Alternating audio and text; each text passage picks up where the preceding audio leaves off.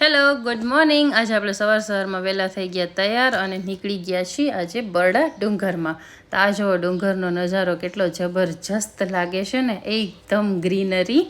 તો આજે આપણે જવું છે કિલેશ્વર મહાદેવના દર્શન કરવા માટે। તો અમે લોકો નીકળી ગયા છીએ કિલેશ્વર માટે અને આ બરડા ડુંગરના નજારા એન્જોય કરતાં કરી લીધા છે મહાદેવના એકદમ સરસ દર્શન। અને હવે અમે લોકો આવી ગયા છીએ બારે।